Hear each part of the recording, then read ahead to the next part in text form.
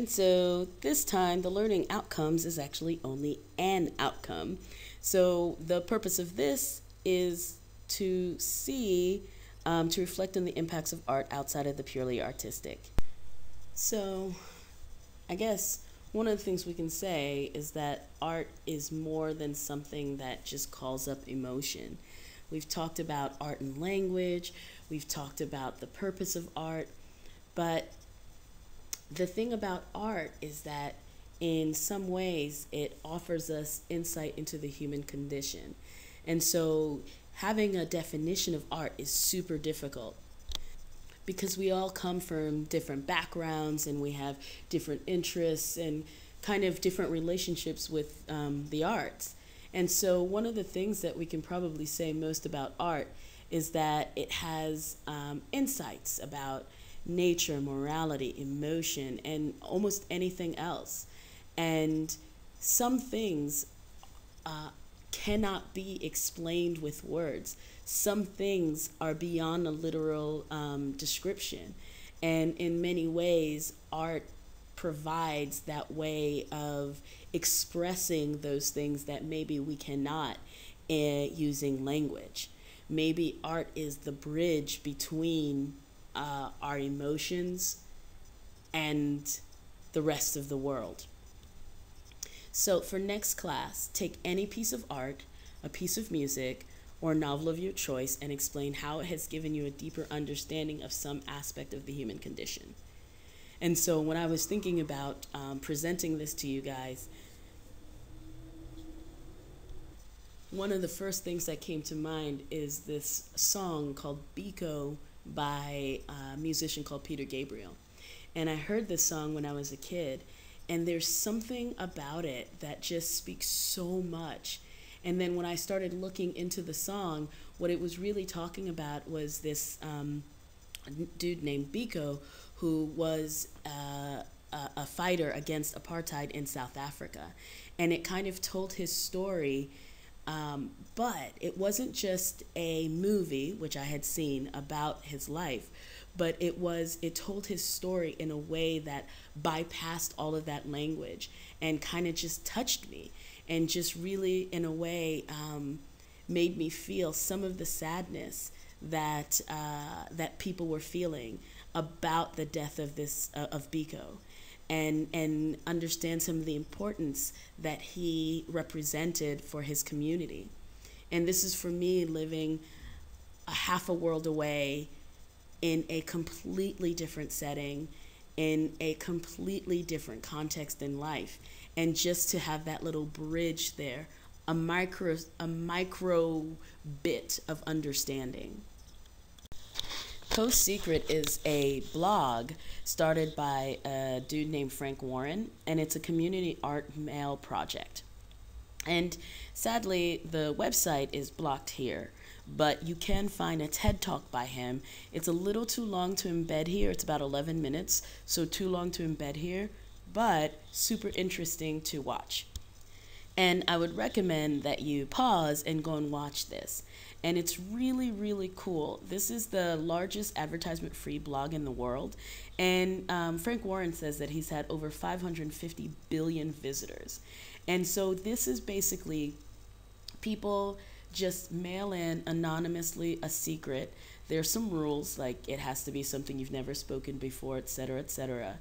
But one of the reasons why he does it is because this, as an art piece, has the ability to really touch people, to connect people with others. And he says that it's been a huge advocate for suicide prevention because it uplifts people. It gives them hope in a way. So check out his TED Talk. So according to Noam Chomsky, the linguist, philosopher, social activist, cognitive scientist, he says it is quite possible, overwhelmingly probable, one might guess, that we will always learn more about human life and human personality from novels than from scientific psychology.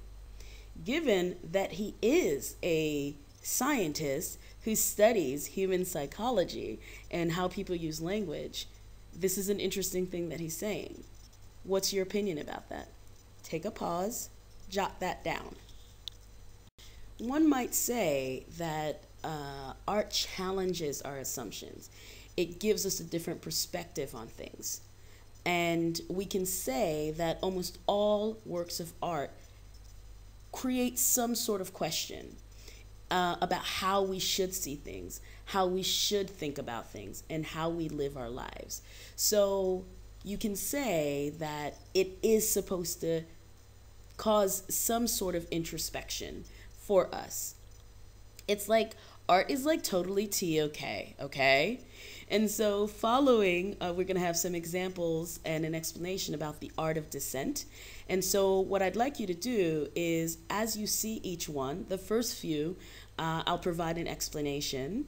But as you see each one, consider whether your assumptions are challenged by the pieces. Why not, how. Pause after each one. I know you don't like to pause, but take a pause and consider all of this.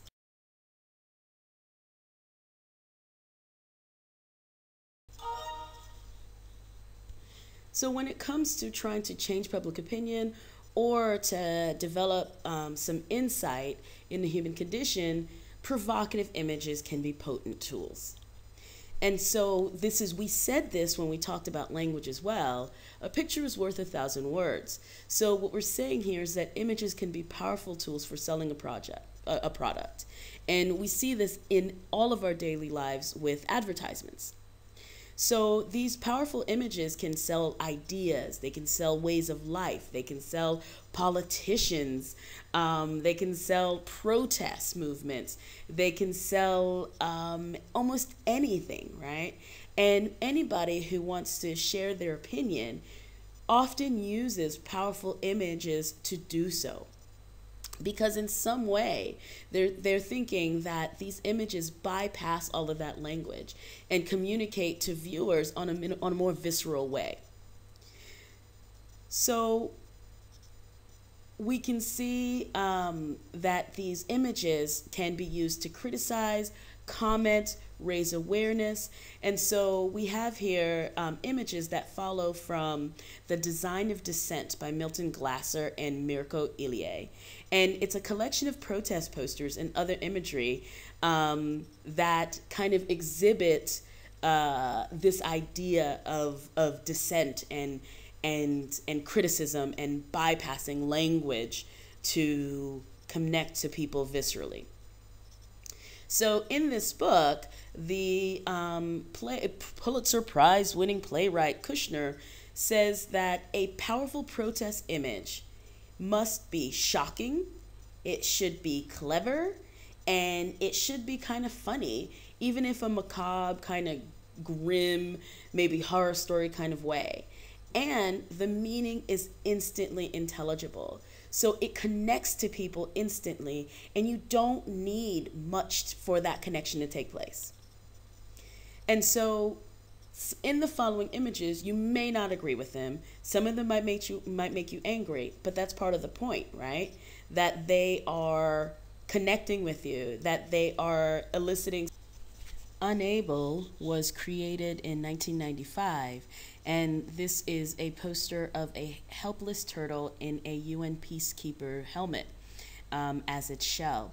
And it was made as the world looked on to the U.S. fail to solve the crisis and conflict in Bosnia, where civil war continued and ethnic cleansing continued, or genocide, rather than despite the fact that UN peacekeepers were there, their failure in their mission. Emek is commenting on how fingerprints are like barcodes, and basically people have become commodities and you can monitor them through their fingerprints just as items in grocery stores. Because now, ever since 9/11 and in attempt to increase security, the U.S. fingerprints foreign visitors as they enter the country, as do a number of other countries, right? And then also note the words in the barcode. Chaz Mavigné Davies did this in 2000, and basically I think you can figure out that he's discussing the pervasiveness, how much American corporate brands have entered into countries and communities around the world, especially in poor developing countries. This poster looks at the global problem of human trafficking. And so, human traffickers recruit mostly women and young girls. They promise a job or a new life abroad, but then they force them into prostitution or other labor. One of these things that these posters do is they'll use things like road signs or symbols that are universally understood to broaden the message. Not broaden the message, but to broaden the people who can understand the message. So this one calls to abolish the use of child soldiers.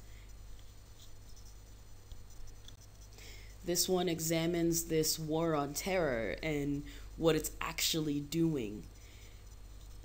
So the following images, I won't provide any explanation at all. A lot of them use the images or imagery that we are very used to in order to communicate with us. So just look at each image and pause and jot down, what do you think the artist is trying to say and your response to it. So here we have Nike,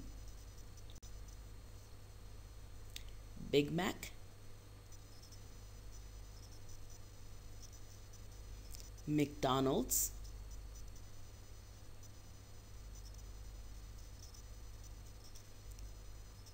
bicycle,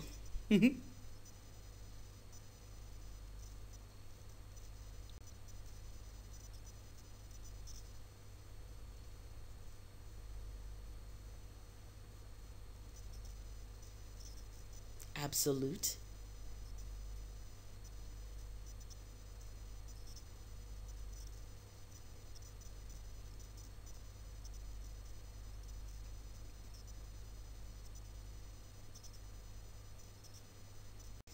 in sum, you've looked at those images and we've discussed a lot of things about the role of art and purpose, and we've seen other videos.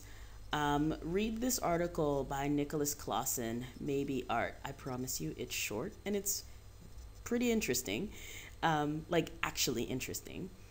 And so given the previous things we've discussed and this article, what are your thoughts on the potential of art to change society? And wait, there's a surprise. Okay, and here's what you guys have all been waiting for, I'm sure. What is the definition of modern art? Yup.